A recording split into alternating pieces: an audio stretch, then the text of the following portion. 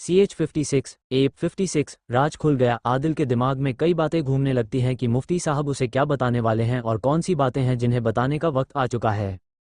आदिल अपने मोबाइल में देखता है कि एक मैसेज मोबाइल स्क्रीन पर ब्रेक हो रहा है। वो उसे चेक करता है तो मैसेज में मुफ्ती साहब ने एक प्लेस का एड्रेस आदिल को भेजा था। उसमें टाइमिंग भी थी, सुबह 10 बजे उस जगह पर मुफ्ती साहब ने आदिल को बुलाया था।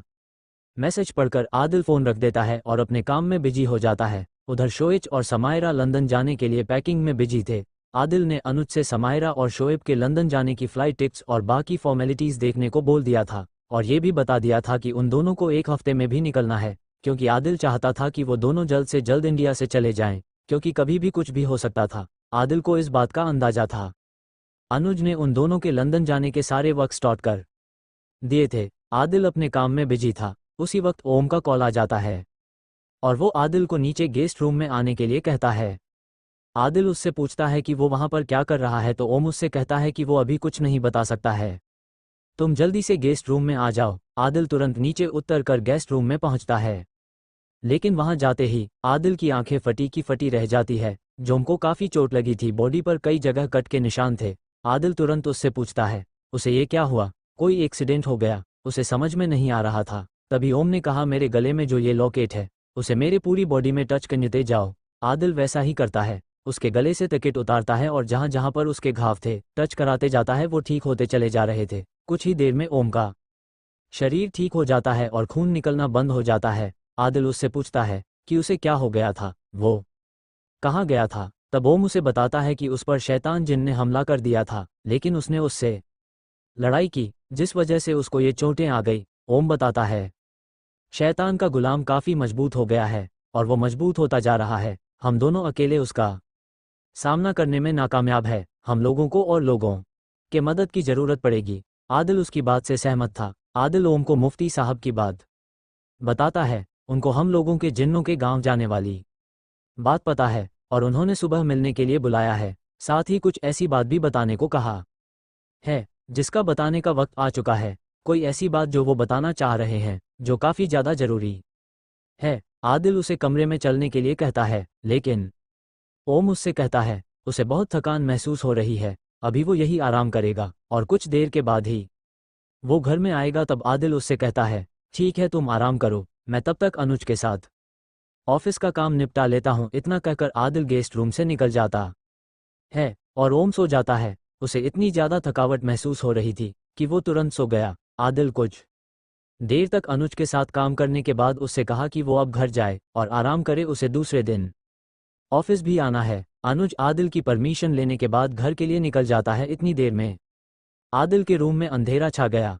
आदिल समझ चुका था कि बेतलहम जिव आने वाला है। वो तुरंत दरवाजे का लॉक लगा लेता है। कुछ ही सेकंड में बेतलहम जिन उसके सामने था। आदिल बेतलहम जिन को सलाम करता है और उनके आने का रीजन पूछता है तो वो बताता है कि जंग की घड़ी नज़दीक आ चुकी है, उसे अपनी तैयारी पूरी करनी है। बेतलहम जिन आदिल से कहता है कि वो उसका साथ देने के लिए हर कदम पर तैयार है। उसे भी शैतानी ताकतों से हारना नहीं है, पूरी हिम्मत के साथ जुटे रहना होगा। बेतलहम जिन आदिल को वो शर्त याद दिलाता है जो उसने पहली मुलाकात पर रखी थी, जब आदिल को दुनिया में वापस आना था। बेतलहम जिन आदिल से कहता है उसे उसकी शर्तें याद है कि नहीं। तब आदिल उससे कहता है उसने उन शर्तों के बारे में आज तक नहीं बताया, उसने कई बार उनसे पूछा भी। तब बेतलहम जिन आदिल से कहता है उन शर्तों को पूरा करने का भी वक्त आ चुका है। तुमको पूरी हिम्मत के साथ उन शर्तों को पूरा करना होगा और वो पीछे भी नहीं हट सकता है, क्योंकि उसने वो शर्तें पहले ही मान ली थी। आदिल बेतलहम जिन की बात सुनकर परेशान सा हो गया है और शर्तों के बारे में पूछने लगा।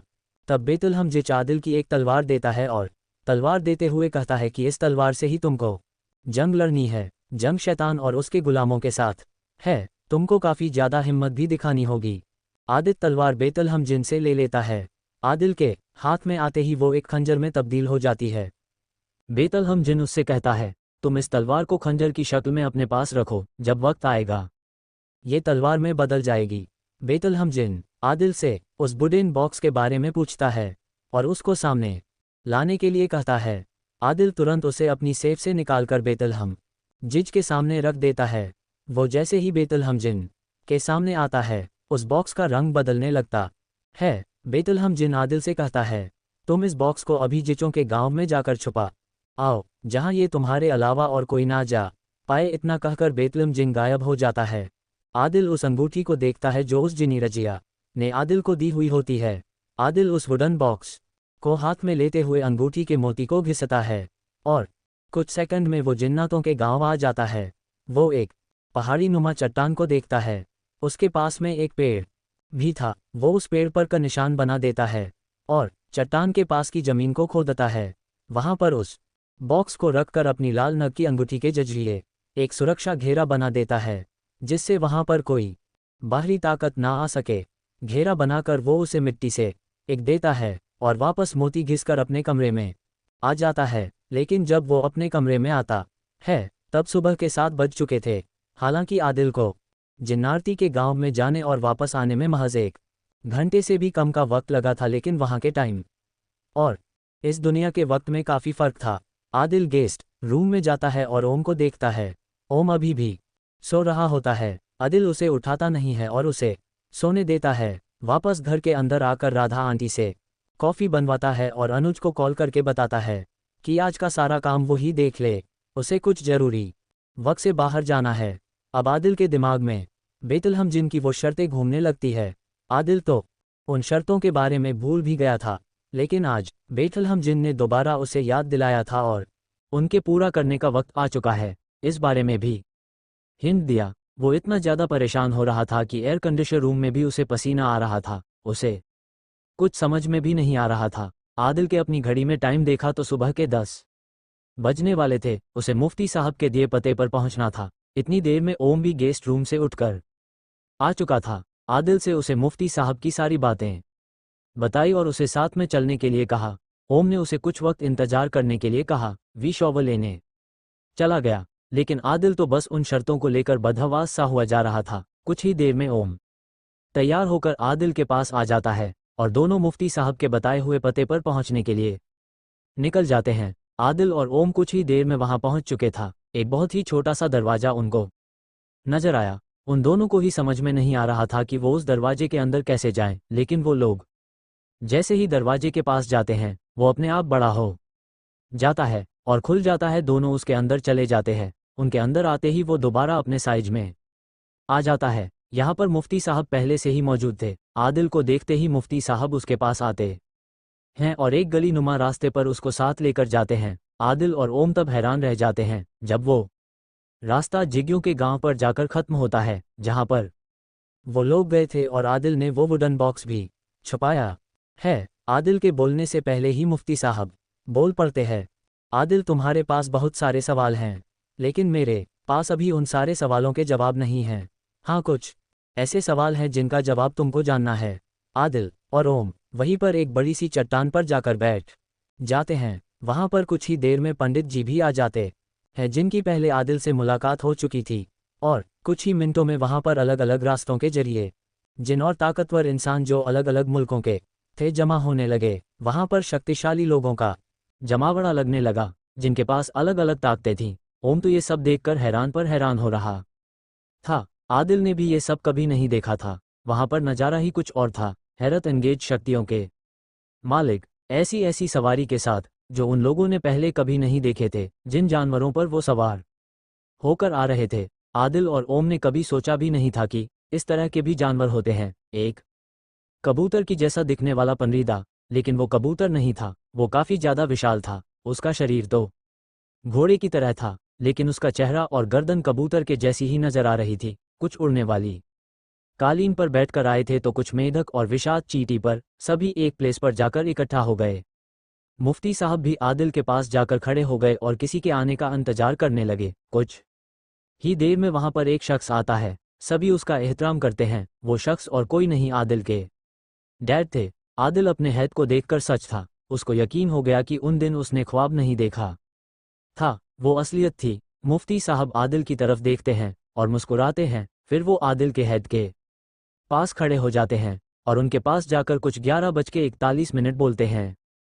उनके बोलते ही आदिल के डैड आदिल की तरफ देखते हैं और देखकर खुश हो जाते हैं। वो आदिल को आवाज़ लगाते हैं। आदिल तो पहले डर जाता है, लेकिन ओम के हल्का सा धक्का देने पर वो उनके पास जाता है इस वक्त आदिल के दिल और दिमाग में किसी भी तरह का कोई रिएक्शन नहीं था कि वो अपने डैड को देखकर कैसा रिएक्ट करें, उसे समझ नहीं आ रहा था। आदिल के पास आते ही वहां पर मौजूद सभी शक्तिशाली योद्धाओं से आदिल को इंट्रोड्यूस करवाते हैं। मुफ्ती साहब उन सभी को बताते हैं कि ये आदिल है और इसी को उस शैतान और उसके गुलाम को मारने के लिए बेतलहम जिन ने चुना है। वहां पर मौजूद सभी लोग आदिल को देखकर उसको रिस्पेक्ट देते हैं। मुफ्ती साहब उन सभी को बताते हैं, वक्त आ चुका है, आप सभी ने दुनिया भर में शैतान के वो इशारे तो देख ही लिए होंगे, जंग का वक्त बहुत ही करीब है, सभी को हिम्मत से काम लेना होगा, बहादुरी दिखानी होगी, लेकिन आदिल तुमको सबसे ज्यादा बहादुर बनना है और अपने दिल और दिमाग को अपने काबू में रखना होगा। वो शैतान और उसके गुलाम तुमको अपने कब्जे में करने की भरपूर कोशिश करेंगे, तुमको बहलाएंगे, लेकिन तुमको उनकी चाल में नहीं फंसना होगा। वो तुमको तरह तरह के लोभ देंगे, तुमको मिलाने की कोशिश करेंगे, लेकिन तुमको डटे रहना है। अगर तुमने ऐसा कर दिया तो पूरी इंसानियत के साथ ही इन जिन्नों की दुनिया भी तबाह हो जाएगी। इतनी बड़ी जिम्मेदारी आदिल कैसे निभाएगा, जानने के लिए सुनते रहिए सुपर पावर्स की दुनिया।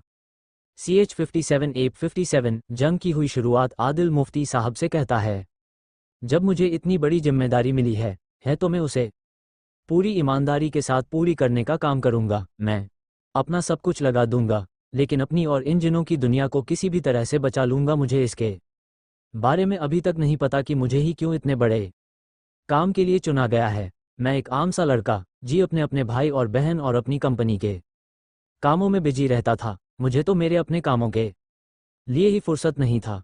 फिर ये अचानक से मुझे इतना बड़ा काम, इतनी बड़ी जिम्मेदारी दे दी गई। मुझे तो ये पता था कि मेरे फादर की मौत हो चुकी है, लेकिन वो जिंदा है और यहाँ इतने सालों से रह रहे हैं, इसके बारे में भी नहीं पता था। और आगे क्या क्या सरप्राइजेस मिलने वाले हैं, मैं सबके लिए तैयार हूँ।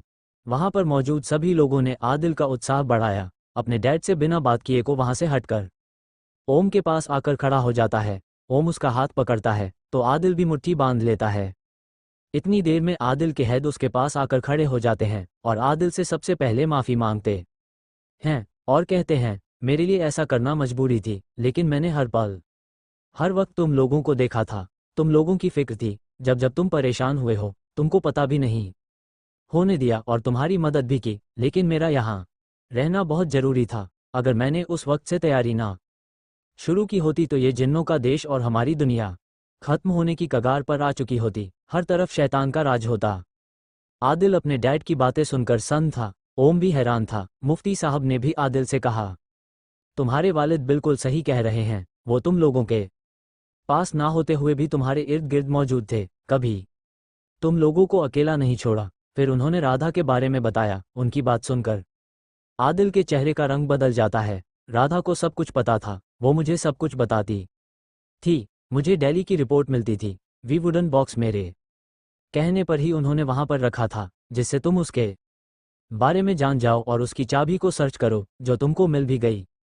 आदिल का दिमाग तो जैसे पैदल हो चुका था। ओम का मुंह खुला का खुला रह गया। आदिल के डैड ने उसे शुरुआत से सब कुछ बताना शुरू कर दिया था। उन्होंने इस बारे में भी बताया कि उनको ये नहीं पता था कि आदिल पर हमला होगा और आदिल मरने की कगार पर आ जाएगा और बेतलहम जिन कुछ शर्तों के साथ उसको दोबारा वापस उस दुनिया में भेज देंगे। आदिल डैड के गले लग जाता है। वो आदिल के माथे पर घूमते हैं और कहते हैं, बेटा मुझे तुम पर घमंड है, जो तुमने किया और जो तुम करने वाले हो। तुमको दी गई जिम्मेदारियां तुमने बखूबी निभाई। फिर वो आदिल की रजिया की दी हुई अंगूठी के बारे में कहते हैं, इस अंगूठी के मोती को तुम उल्टा घुमाना तो तुम उस वक्त में पहुंच जाओगे जिस वक्त पर तुम यहां आए थे, तुमको परेशानी नहीं होगी। इतना कहकर वो आदिल को जाने के लिए कहते हैं और उसे बताते हैं, इन सभी योद्धाओं को जंग की तैयारी करानी है जो कभी भी शुरू हो सकती है। वो समायरा और शोएब पर लिए फैसले के बारे में आदिल को शाबाशी देते हैं। फिर आदिल ओम के साथ अंगूठी की मोती घुमाकर कर उसी जगह पर पहुंच जाता है। जैसे जैसे वो लोग अपनी कार के पास आ रहे थे, आसमान काला हो रहा था। आदिल और ओम आसमान में हो रही हलचल देख रहे थे कि तभी आदिल के फोन पर समायरा की कॉल आने लगी। वो तुरंत कॉल रिसीव करता है। समायरा उसे बताती है कि वो एयरपोर्ट पर है। आदिल उसकी बात सुनकर परेशान हो जाता है। यो बताती है कि कायनात का कॉल उसके पास आया था, उसने उसे तुरंत बुलाया है और वो जा रही है। इतना कहकर वो कॉल डिस्कनेक्ट कर देती है। आदिल का तो दिमाग हिल जाता है कि समायरा अकेले किस कंट्री जा रही है। उसने कुछ बताया नहीं। वो तुरंत एयरपोर्ट अथॉरिटी को कॉल करता है और उसे सारी डिटेल बताता है। वो लोग समायरा के बारे में सर्च करने लगते हैं, लेकिन वो बताते ही कि समायरा नाम की कोई भी पैसेंजर इस समय पर किसी भी फ्लाइट में ट्रैवल नहीं कर रही हैं, कोई भी टिकट इस नाम से बुक नहीं हुआ है। वो हैरान था। आदिल दोबारा समायरा को कॉल करता है, लेकिन उसका फ़ोन बंद आ रहा था। आदिल फिर शोएब को कॉल करता है, लेकिन वो बताता है कि अभी कुछ देर पहले ही तो वो पैकिंग कर रही थी, इतनी जल्दी वो एयरपोर्ट कैसे जा सकती है। वो भी परेशान हो जाता है। आदिल मिनिस्टर को कॉल करके पूरी सिचुएशन बताता है तो वो समायरा को पूरे एयरपोर्ट पर सर्च करवाने की बात कहते हैं। आदिल के ऊपर तो जैसे पहाड़ गिर गया था। ओम उसे संभालता है। तभी उसके सामने आदिल का गुलाम जिन आ जाता है और वो ऐसी बात बताता है जिससे आदिल के पैरों तले जमीन खिसक जाती है। गुलाम जिन आदिल को बताता है कि एक शैतान जिज ने समायरा को उस वक्त अपनी ताकत में जकड़ लिया जब वो मार्केट जा रही थी और मेरे पहुंचते ही वो उसे लेकर गायब हो गया। मैं कुछ नहीं कर सका। उसकी बात सुनकर आदिल काफी ज्यादा परेशान हो गया। उसका पूरा बदन कांपने लगा, लेकिन ओम ने उसे हिम्मत से काम लेने को कहा और उसे अपनी शक्ति इस्तेमाल करके समायरा को देखने की बात की। गुलाम जिन ने भी आदिल से यही कहा, वो अपनी शक्तियों का इस्तेमाल करे। आदिल उन दोनों की बात मानता है और आंखें बंद करके समायरा से टेलीपैथी के जरिए जुड़ने की कोशिश करता है, लेकिन उसकी कोशिश नाकाम होती है। वो दोबारा कोशिश करता है, तभी उसे समायरा की आवाज़ सुनाई पड़ती है। वो उससे बात करने की कोशिश करता है और पूछता है कि वो कहाँ पर है। समायरा भी टेलीपैथी के जरिए आदिल से बात करती है। उसकी आवाज़ बहुत हल्की आ रही थी। वो आदिल को बताती है कि एक शैतान ने उसे पकड़ लिया है और किसी अनजान जगह पर बैठा दिया है। भाई मुझे बहुत डर लग रहे हैं, लेकिन मुझे बाहर एक आवाज़ सुनाई पड़ रही है जो मुझे बहुत जानी पहचानी लग रही है। आदिल समायरा से पूछता है कि वो ठीक तो है ना, जिनने उसको नुकसान तो नहीं पहुंचाया। वो कहती है, नहीं भाई मैं ठीक हूँ, बस डर लग रहा है। इतनी बात होने के बाद उन दोनों का टेलीपैथी कॉन्टेक्ट टूट जाता है। ओम आदिल से परेशान होकर डिटेल पूछता है तो आदिल बताता है कि वो किसी जगह पर है, नुकसान ती नहीं पहुंचाया, लेकिन समायरा ने बताया कि उसे काफ़ी जानी पहचानी आवाज़ सुनी है। ओम आंखें फैलाते हुए कहता है, जानी पहचानी आवाज़ किसकी हो सकती है। तभी आदिल से गुलाम जिन समायरा को सर्च करने की बात कहता है कि वो उसे इढ़ने जा रहा है। इतना कहकर वो गायब हो जाता है। आदिल काफ़ी ज़्यादा परेशान था, लेकिन ओम ने कहा जंग शुरू हो गई, वो समायरा को इसीलिए ले गए है ताकि वो तुमको नुकसान पहुंचा सके। लेकिन आदिल ये बात याद रखो, तुम उन लोगों से ज़्यादा मजबूत हो, ज़्यादा काबिल हो, तुमको वो लोग नहीं हरा सकते, सिर्फ परेशान करेंगे जिससे तुम कमज़ोर पड़ जाओ। लेकिन तुमको कमज़ोर नहीं होना है। अगर तुम कमज़ोर पड़े तो वो तुम पर हावी होने लगेंगे और तुमको ऐसा कोई काम नहीं करना है जिससे तुम कमज़ोर पड़ जाओ। वी आगे कहता है, समायरा हम लोगों की ही बहन है, तुम्हारी बहन है। वो भी बहुत मजबूत है, वो सब टैकल कर लेगी, तुम परेशान ना हो। वो बहुत ही समझदार और दिमागदार लड़की है, वहाँ से जाने की कोई ना कोई तरकीब निकाल लेगी वो। आदिल को ओम की बात समझ में आ जाती है और वो शोएब को कॉल करता है और उससे कहता है कि समायरा अपने एक दोस्त के घर गई है, उसने पता कर लिया है। आदिल शोएब से कहता है कि वो जल्द से जल्द बैंकॉक करें और लंदन की फ़्लाइट से तुरंत चला जाए। शोएब को आदिल का ये बर्ताव समझ नहीं आता है, लेकिन वो पूछने की हिम्मत नहीं कर पाता है और जी भाई बोलकर फ़ोन रख देता है। आदिल की नज़र अपने लाल नग की अंगूठी पर पड़ती है, उसमें धुआं भरता नजर आ रहा था। कुछ ही सेकंड में आदिल के आसपास काला धुआं बनने लगता है। आदिल और ओम दोनों ही समझ गए थे कि शैतानी ताकतें आ चुकी हैं। वो अपनी शक्तियों के साथ तैयार था। अचानक से उसकी आंखों के सामने कायनात का मुस्कुराता चेहरा नजर आता है। तभी एक काली ताकत ने तेजी से आदिल पर वार किया। आदिल तुरंत अपने आप का बचाव करता है। ओम भी अपनी ताकत के बल पर दूसरे शैतानी गुलाम जिन के साथ मुकाबला कर रहा होता है। तभी वहां पर कई और जिन आ जाते हैं जो आदिल के साइड से मुकाबला करने लगते हैं और एक एक करके सारे शैतानी जिन्नों का खात्मा करने लगते हैं। आदिल भी कई शैतानी जिग्यों को अपनी शक्ति से मौत के घाट उतार चुका था। अच्छाई और बुराई की कुछ देर तक लड़ाई चलती है, लेकिन आदिल, ओम और जिन्नों की टीम उन शैतानी गुलामों को हरा देती है। वो काली रेत बनकर वहां से गायब होने लगते हैं। आदिल समझ गया कि जंग शुरू हो गई है। वो थक कर एक जगह पर बैठ जाता है। उसकी आंखों में आंसू थे। वो आंसू कायनात के लिए थे। वो उसे बहुत चाहता था, लेकिन वो उसे छोड़कर चली गई। ओम उसको साहस बंधाता है और कहता है, आदिल तुमको कमज़ोर नहीं पड़ना है। अगर कायनात सच में तुमको चाहती थी तो इतने महीने में एक बार तो तुमको कॉल करती, लेकिन उसने नहीं किया। तुम उसको भूल जाओ, उसे अपनी कमजोरी ना बनने दो। तभी एक जिन आदिल के सामने आता है और उससे कहता है, आप लोगों को चलना है। आदिल और ओम आसमान की तरफ देखते हैं। आसमान में काले साए घूमने लगे थे। खौफ का मंजर शुरू हो गया था। आसपास के लोग घरों से बाहर निकल आए थे। सभी के चेहरे पर डर था। ऐसा मंजर उन लोगों ने कभी नहीं देखा था। दुनिया के दूसरे कोनों में आग के गोले बरसने की खबरें आ रही थी। वो शैतानी साए धीरे धौरे नीचे आने शुरू हो गए थे, लेकिन आदिल ने अपनी ताकत से सबकों को रोक दिया। वक्त रुक चुका था। वो शैतानी साए आदिल की तरफ बढ़ने लगे, लेकिन आदिल ने ओम का हाथ पकड़ा और अपनी अंगूठी टच की और वहां से गायब हो गया। वो जिन्नों के देश में आ चुका था, जहां पर शैतान के साथ जंग का आगाज हो चुका था। उस गांव में हर तरफ लाल धुआं नजर आ रहा था। आसमान से आग के गोले बरसते जा रहे थे। दुनिया भर से आए जिनों और अल्लाह के नेक बंदों ने शैतान के साथ लड़ाई शुरू कर दी थी। आदिल के डैड और मुफ्ती साहब और उनके साथ पंडित जी भी इस लड़ाई में शामिल थे। उन्होंने आदिल से कहा, हम लोगों की जीत होगी। शैतान की सेना धीरे धीरे यहाँ पर आ चुकी थी। आदिल ने अपनी शक्ति से देखा कि कितने शैतान जा रहे हैं, तो आदिल हैरान था। वो देखा नहीं पा रहा था कि असंख्य शैतानों का झुंड उसे दिखाई पड़ा। वो ये बात वहां खड़े लोगों को बताता है। सभी ऊपर वाले का नाम लेते हैं और अपनी अपनी सवारी पर बैठ जाते हैं और जंग के लिए तैयार हो जाते हैं। उस जंग में रजिया जिन्नी भी आदिल के साथ थी। ओम भी अपनी पूरी ताकत के साथ एक मेढक की सवारी पर बैठ जाता है और आदिल से उसका साथ आखिरी सांस तक देने को कहता है। आदिल उससे कहता है, तुमको मेरा साथ हमेशा निभाना होगा। आदिल की सेना भी बहुत बड़ी थी। आदिल ने देखा गफ्फार भी शैतानी सेना के साथ आ चुका था।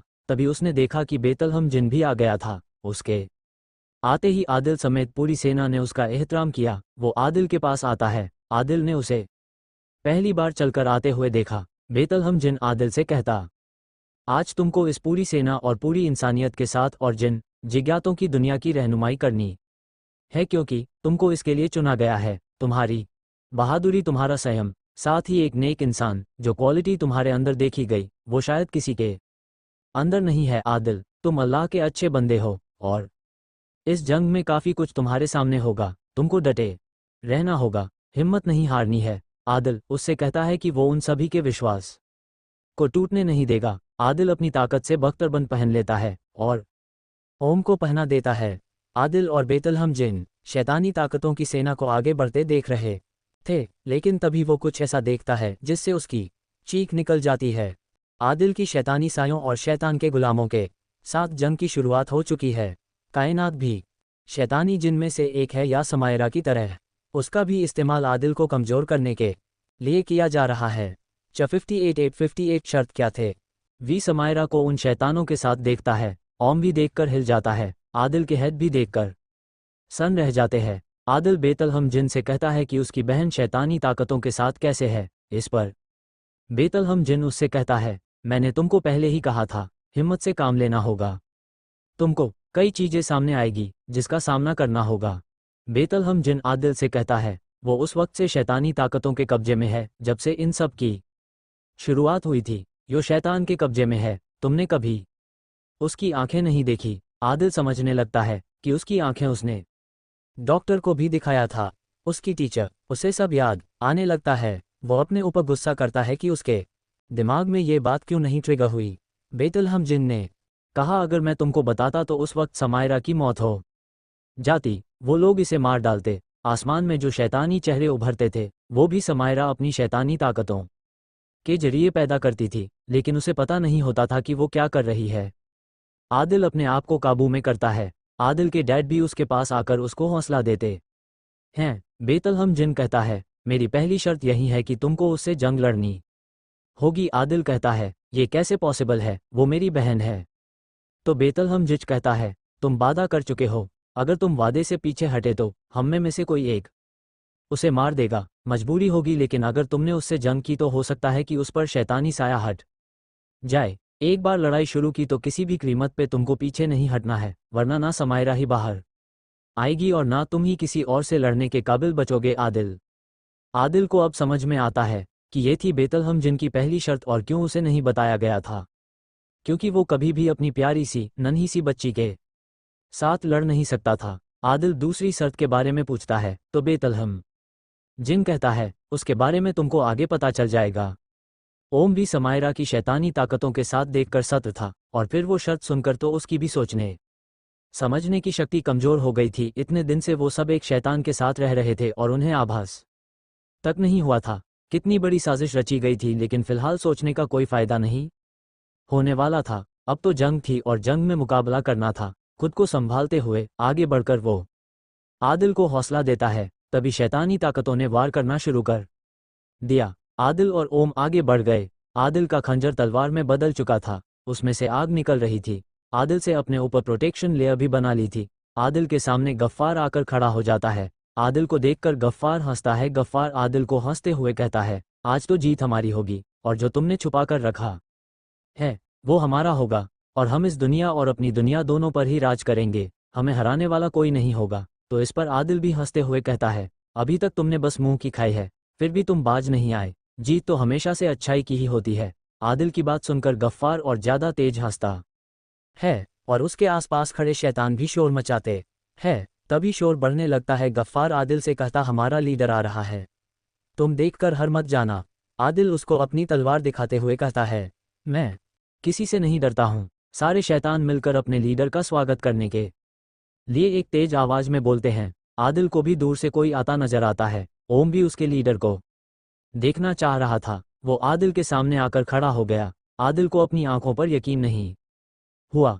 ओम भी आगे बढ़कर आदिल के पास आ खड़ा हुआ। उसे भी समझ में नहीं आ रहा था आखिरकार ये कैसे पॉसिबल है। आदिल सोचता है, शायद ये शैतानी ताकतों की वजह से उसे ऐसा दिखाई दे रहा है, लेकिन ऐसा नहीं था। शैतानी लीडर आदिल को आवाज देता है, आदिल।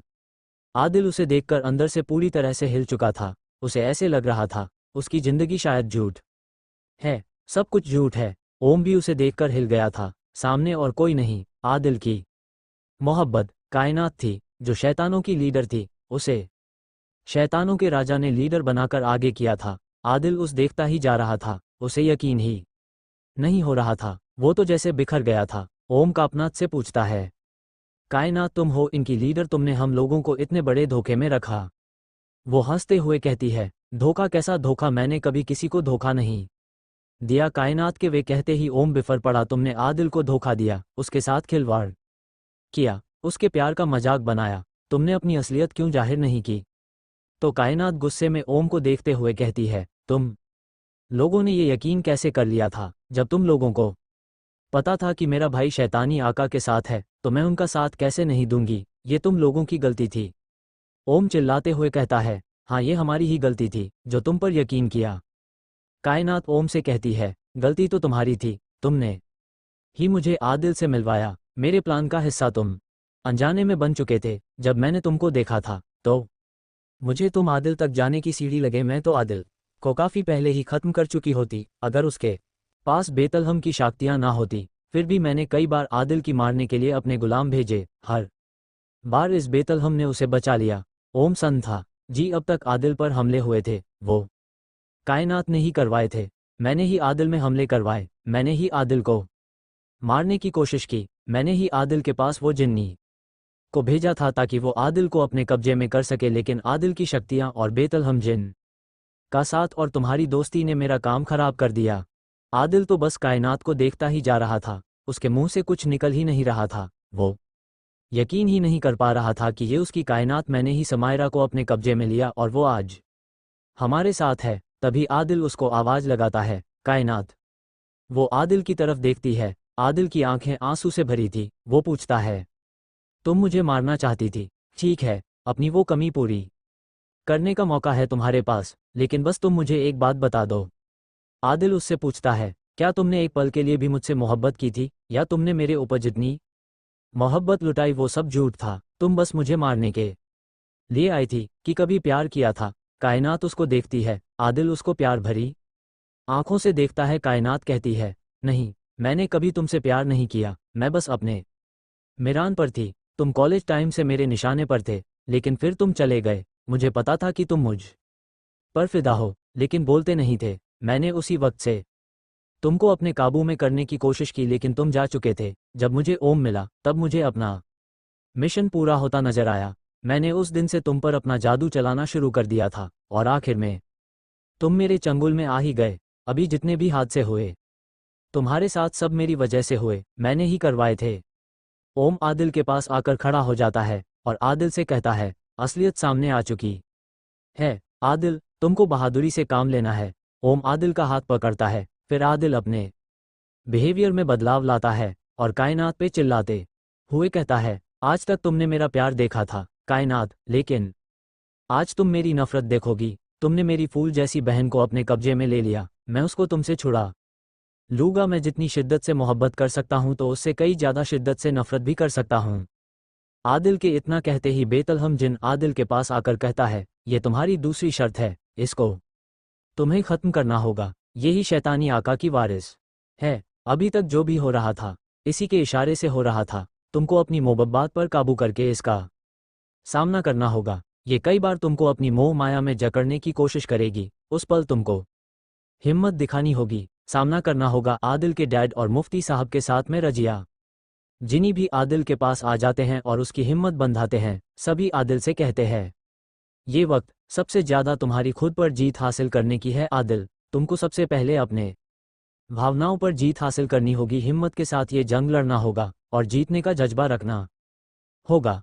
समूची इंसानियत और जिन्नाओं की किस्मत तुम्हारे हाथ में है, तुम इस वक्त मायूस नहीं हो सकते। आदिल समझने का इशारा करते हुए सिर हिलाता है, फिर जंग की शुरुआत कर देता है। हर तरफ धुआं ही धुआं, शैतानी ताकतें और अच्छी ताकतों के बीच जंग हो रही थी। आदिल अच्छी ताकतों का अगुवा था, उधर इंसानी दुनिया में भी ऐसा अंधेरा छाया था किसी ने कभी नहीं देखा होगा। वहां पर सब कुछ रुक गया था। जिन्होंने अपनी शक्तियों से वक्त को रोक दिया था, वो शैतानी साए जो लोगों पर हमला करने वाले थे, वो भी थम चुके थे। जो जहां था वहां रुका था। आसमान में उड़ती चिड़िया से लेकर हवाई जहाज तक सब कुछ रुका था। गोलगप्पे खाते बच्चों के मुंह वैसे के वैसी ही खुले थे। झाड़ू लगाता स्वीप उड़ती धूल हया में अटकी थी। जो जैसा था वैसे ही रुक चुका। उधर शैतान और अच्छाई के बीच जंग हो रही थी। समायरा कायनात के साथ थी। कायनात उसको ऑर्डर देती जा रही थी, वी जिन्नों पर हमला कर रही थी। बड़े बड़े योद्धा अपनी अपने हथियारों और शक्तियों के लात लड़ रहे थे। बेतलहम जिन भी इन सब के साथ अपनी जादुई शक्तियों के साथ लड़ रहा था। आदिल के डैड मुफ्ती साहब भी उन शैतानी सायों का मुकाबला कर रहे थे। पंडित जी भी बुराई पर अच्छाई की विजय के लिए पूरा ताकत को झोंक रहे थे। आदिल समायरा को शैतान की तरफ से लड़ता हुआ देख रहा था। उसको उसका प्यारा भाई नजर ही नहीं आ रहा था, जिस पर वो अपनी जान छिकती थी। आदिल की नज़र बार बार समायरा पर जा रही थी। आदिल ने अपने दिल पर पत्थर रख लिया था। अगर मैंने समायरा को छोड़ दिया तो ये लोग उसको जरूर मार डालेंगे। अगर मैंने इसके साथ जंग लड़ी तो हो सकता है इस पर चढ़ा शैतानी साया हट जाए, लेकिन मैं कैसे अपनी बच्ची पर वार करूंगा? मैं तो सोच कर ही काम जा रहा हूं। लेकिन उसे बेतलहम जिनकी शर्त परेशान कर रही थी। वो शर्त जिसको उसने कबूल किया था। तभी रजिया जिनी आदिल के पास आती है और आदिल से कहती, हिम्मत से काम लो, यहाँ अच्छाई और बुराई की जंग है। आदिल, हमें शैतान को जीतने नहीं देना है। हालांकि कुछ वक्त के बाद ऐसा लग रहा था कि शैतान का पलड़ा भारी हो रहा है। धीरे धीरे योद्धा मरते जा रहे थे। जिन्नों की शक्ति शैतानी ताकतों के सामने कम होती जा रही थी। आदिल भी शैतानी ताकतों का सामना कर रहा था। आदिल के डैड उसके पास आकर कहते हैं, बेटा यो बॉक्स लेकर आ जाओ, उसकी चाबी तुम्हारे पास ही है। अगर वो खुलता है तो हमारी जीत जरूर होगी, क्योंकि अभी भी वो बॉक्स तुम्हारे पास ही है, शैतानों के आका के पास नहीं है। आदिल ओम से कहता है, वो उस बॉक्स को लेने जा रहा है। इतना कहकर वो अपनी जादुई अंगूठी को हिलाता है, लेकिन उसके पीछे समायरा लग जाती है। आदिल उस जगह पर पहुंच चुका था जहां पर वो वुडन बॉक्स उसने छिपाया था। आदिल ने एक सुरक्षा घेरा पहले ही बना दिया था। आदिल उसके पास चला जाता है और वो बॉक्स निकाल लेता है। उस वक्त वो आग की तरह खौल रहा था और खुलने की कोशिश कर रहा था। आदिल उसको अपने हाथ में ले लेता है, लेकिन वो समायरा को देखता है। वो उसके सामने खड़ी थी। उसे याद ही नहीं है कि आदिल उसका भाई है, जो उसको दिलो जान से चाहता है, उसे अपने हाथों से पाला है। समायरा आदिल से कहती है, ये बॉक्स वो मुझे दे दे, मैं तुम्हारी बहन को छोड़ दूंगी। अब आदिल समायरा के रूप में शैतानी जिन के चंगुल में फंस कर रह जाएगा या उसे खत्म करेगा? क्या करेगा आदिल? जानने के लिए सुनते रहिए सुपर पावर्स की दुनिया। CH-59 बदला पूरा हुआ। आदिल समझा गया था कि समायरा के अंदर शैतान है। आदिल उससे कहता है, ये तो कभी हो ही नहीं सकता है। तभी समायरा का रूप सामने आ जाता है। भाई भाई, मैं आपकी समायरा, प्लीज़ मुझे अपने साथ ले चले, मैं तो आपकी प्यारी बहन हूँ। आप तो मुझे अपनी जान से ज़्यादा प्यार करते हैं, आप तो मेरी हर जिद पूरी करते हैं, आज भी आप मेरी जिद पूरी कर दें, ये बॉक्स मुझे दें, मैं आपके पास आ जाऊंगी। आदिल को पहले ही बेतलहम जिन इस बारे में सब कुछ बता चुका था। आदिल अपनी अंगूठी रगड़ता है और वापस जंग के मैदान में वो बॉक्स लेकर आ जाता है। बॉक्स के आते ही सारे शैतानी सायों और कायनात की नज़र उस बॉक्स पर पड़ती है। आदिल वो बॉक्स अपने टैन के हाथों में देने जा रहा होता है कि तभी समायरा आकर उस पर हमला कर देती है। आदिल के हैद अपनी बच्ची को इस हाल में देखकर परेशान थे। उनको पता था कुछ भी हो सकता है, अगर आदिल ने समायरा पर वार नहीं किया तो बाकी लोग उसे ज़रूर मार देंगे। वो आदिल को चिल्ला कर कहते हैं, मार दो इस शैतान को। आदिल पलट कर देखता है, हैद अपनी इकलौती बेटी को मारने के लिए बोल रहे थे। समायरा आदिल पर हमला करते हुए अपनी तलवार उसके आर पार करने ही वाती थी कि आदिल ने उस पर हमला कर दिया और तलवार उसके आर पार कर दी। समायरा पर वार होते ही वो अपनी सवारी से गिर गई। आदिल उसके पास जाने लगा तो डैड ने उसे रोक दिया और बहुत ही उदास होकर कहा, बेटा वो इस वक्त तुम्हारी बहन और मेरी बेटी नहीं है, उसे छूना मत, उस पर शैतान है, वो तुम पर हावी होने की कोशिश करेगा। आदिल ने जब उस पर अपनी तलवार चलाई तब उसकी आंखों के सामने समायरा के बचपन से लेकर बड़े होने तक का पूरा सफ़र एक झलक में सामने आ गया था। वो छोटी सी बच्ची जिसको वी अपने हाथों में लेकर खिलाता था, उसी हाथों से आज उसने उसका कत्ल कर दिया। लेकिन आदिल ने बहुत ही हिम्मत दिखाई, वो बॉक्स उसे हैद के हाथों में दे दिया। तभी कायनात ने आकर आदिल पर वार किया। वो अपनी सवारी से गिर गया, कायनात भी अपनी सवारी से उतर गई। दोनों की तलवारें आपस में टकराने लगीं।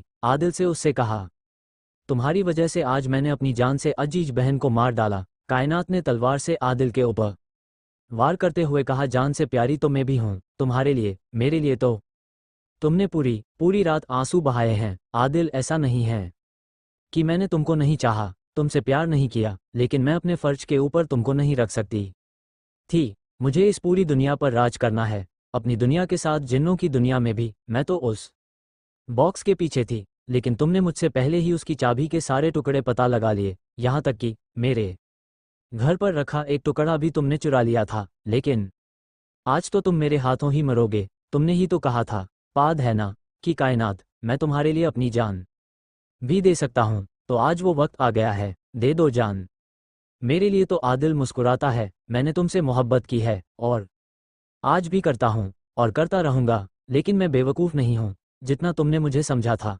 माना मैं तुम्हारे प्यार में अंधा था, लेकिन आज मेरी आंखें खुल गई थी। मैं तो यही मानता था कि तुम भी मुझे चाहती हो, लेकिन वो भ्रम तुमने खत्म कर दिया और आज तो तुम मेरे हाथों मरोगी। जंग में शैतानों को पलड़ा भारी नजर आ रहा था। आदिल ने कायनात को एक तेजी के साथ धक्का देते हुए हैद के पास पहुंचता है और उस बुडेन बॉक्स की चाबी उनको दे देता है। उस वक्त डैड के पास बेतलम जिन और मुफ्ती साहब दोनों आ जाते हैं। बॉक्स पर उस चाबी के सारे टुकड़े एक एक करके डेड सेंट करने लगते हैं और सेंट होते ही बेतलम जिन अपनी शक्ति से उस चाबी को घुमा देता है। वो बॉक्स धीरे धीरे खुलने लगता है और उसमें से एक लड़की निकलकर बाहर आता है। बेहद खूबसूरत, उसके पूरे शरीर से हरे रंग का धुआं निकल रहा था। वो धीरे धीरे उस बॉक्स से निकलती है। यो पूछती है, इस बॉक्स का मालिक कौन था? आदिल सामने आ जाता है। उधर उस बॉक्स के खुलते ही सारे शैतानों को मुंह आदिल की तरफ हो जाता है। सब एक साथ आकर हमला करने की कोशिश करते हैं। गफ्फार, कायनात, शैतानी साए सब एक एक आदिल पर हमला कर देते हैं। लेकिन वो लड़की, जो इंसान और शैतान दोनों की लड़की श्री, उसके अंदर उन दोनों की ही ताकतें थीं। इस बॉक्स में उस जिनी ने अपनी लड़की को बंद कर दिया था और आदिल के डेड को दे दिया था। जब आदिल के डेड ने उसकी मदद की थी, वो जिजी शैतानी राजा की बेटी थी, लेकिन उसको एक इंसान ने मोहब्बत हो गई थी। उन दोनों ने शादी कर ली थी। वो इंसान बहुत ही नेक और ईमान वाला था, जिसकी वजह से वो शैतान की बेटी उस पर फिदा आ गई थी। लेकिन शैतानी आका को जब ये पता चला तो वो अपनी ही बेटी को मारने के लिए अपने गुलाम भेज दिए थे। उस वक्त आदिल के हैद ने उस जिन्नी की मदद की थी। उनको ये नहीं पता था कि वो शैतानी जिन की बेटी है, बस उन्होंने अपनी अच्छाइयों के कारण उसकी पनाह दी थी। जब वो प्रेग्नेंट थी, उसके शौहर को शैतानी गुलामों ने मार डाला था। वो अपनी बेटी को बचाना चाहती थी, इसलिए बेटी के पैदा होने के बाद उसने उसे इल लकड़ी के बॉक्स में बंद करके उसने अपनी शक्तियों से उस बॉक्स में पलने और बड़ा होने की ताकत दे दी थी। लेकिन वो उसके शैतान पिता के हाथ ना लगे, इसलिए वो बॉक्स आदिल के हैद को दे दिया था।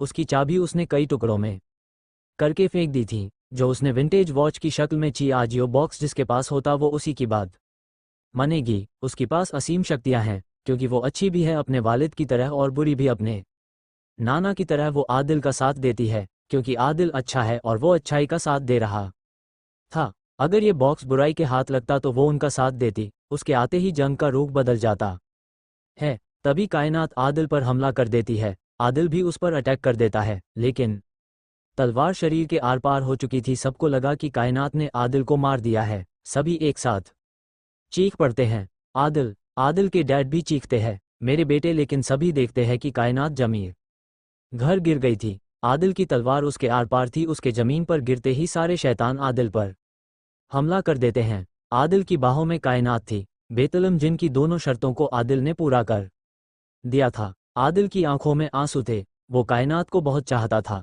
उसी की बाहों पर वो दम तोड़ रही थी। आदिल के पीछे शैतान हमला करने ही वाले थे कि आधी इंसान आधी जिन्नी लड़की ने उन सभी को अपनी सिर्फ फूंक के हवा में उड़ा दिया।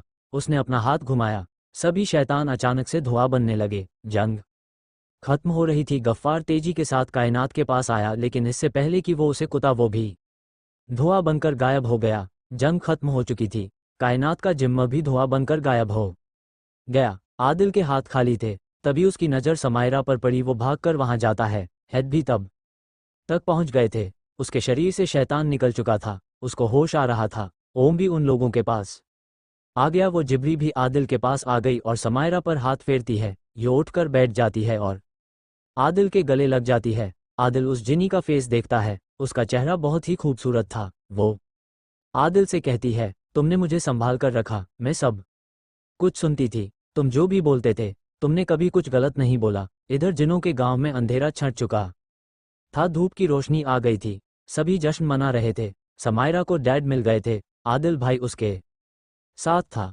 सब कुछ सही हो चुका था। जंग के 1 साल बाद आदिल और जिनी जिसकी नाम डेड ने रोशनी रखा था, निकाह हो रहा था। उस निकाह में सभी लोग मौजूद थे। बेतलहम जिनसे लेकर मुफ्ती साहब सब कुछ सही हो चुका था। अनुज भी अपनी बीवी के साथ था। आदिल की कंपनी वर्ल्ड की टॉप 5 कंपनी में आ चुकी थी। इसी तरह 15 साल बीत गए थे मगर इस दौरान आदिल ने कई सलतियों की थी। धीरे से आगे बढ़ते हुए आदिल अपनी कार की तरफ बढ़ता है और अपने सामान को कार में रखते हुए कार ड्राइव करके जाने लगता है। जाते हुए वो अपने उन दिनों को याद करने लगता है जब उसने एक सॉफ्टवेयर बनाया था जिसका नाम था जिन। जिन किसी भी स्मार्टफोन में इंस्टॉल कर सकते थे और वो अपने आसपास की चीज़ों को सेंसर करके बताता था कि आसपास क्या है। सॉफ्टवेयर को आदिल ने फिर बेचना स्टार्ट किया जो बहुत ही सफल रहा। कुछ ही समय में कंपनी काफ़ी अच्छा बिजनेस करने में सफल रही। इसके साथ ही आदिल ज़्यादा टाइम ऑफिस में रहने लगा। वो हफ्ते में एक आध बार ही घर आता और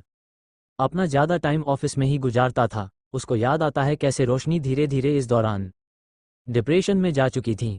काफ़ी डॉक्टर से इलाज करवाने पे भी वो ठीक नहीं हो पा रही थी और आदिल उसको ज़्यादा टाइम नहीं दे पा रहा था। फिर आया 14 अप्रैल का दिन। रोशनी आदिल का इंतजार कर रही थी क्योंकि आज उनके बेटे का जन्मदिन था। आदिल को पहले ही उसने कई बार कॉल करके शाम की पार्टी पर टाइम पे पहुंचने के लिए बोल दिया था। आदिल ऑफिस से निकल ही रहा था कि उसे एक कॉल आती है। यह एक प्राइवेट नंबर से कॉल थी जो आदिल को बताता है कि जो सॉफ्टवेयर उसने लोगों की हेल्प के लिए बनाया था उसका उसकी कंपनी के कुछ लोग बहुत गलत इस्तेमाल कर रहे हैं। आदिल उसको पूछता है कि वो कौन बोल रहा है और कैसे उसके सॉफ्टवेयर का गलत इस्तेमाल हो रहा है। इस पे फ़ोन के दूसरी तरफ वाला इंसान बोलता है कि अगर उसको सारी जानकारी चाहिए तो उसे शहर के पास जो वाइन शॉप है वहाँ आना पड़ेगा।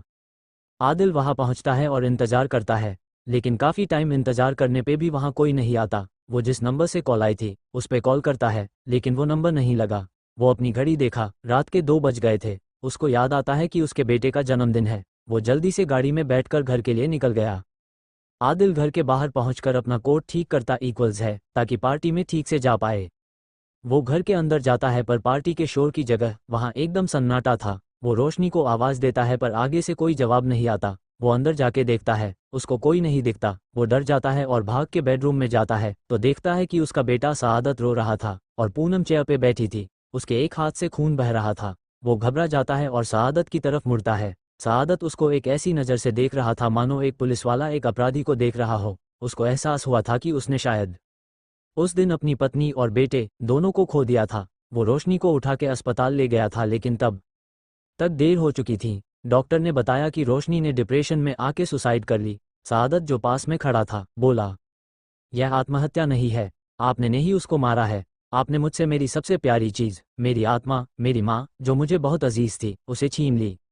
एकदम से आदिल वापस होश में आया तो पाया कि वो घर पहुंच चुका है। वो आंखों से आंसू साफ करके गाड़ी से सामान निकाल के अंदर चले जाता है। अंदर आके उसने देखा कि टेबल पर एक एनवलप पड़ा है। वो खोल के देखा तो उसमें लिखा था, आपने मुझसे मेरी आत्मा छीनी थी, मैंने आपसे आपकी छीन ली। आदिल के पैरों तले जमीन निकल गई। वो कुछ समझ पाता इतने में फ़ोन की रिंग बजती है। वो खुद को संभालते हुए फ़ोन उठाया। आगे से आवाज़ आई, अपने जो सॉफ्टवेयर बनाया है उससे दुनिया को बहुत बड़ा खतरा आने वाला है, वो अब गलत हाथों में जा चुका है। इतना कह के फ़ोन कट जाता है। आदिल अवाक खड़ा रह जाता है कि इतने सालों से उसके बेटे ने उसी को तबाह करने की साजिश रची थी। सचमुच उसने रोशनी को जिस दिन खोया था, अपने बेटे को भी खो दिया था।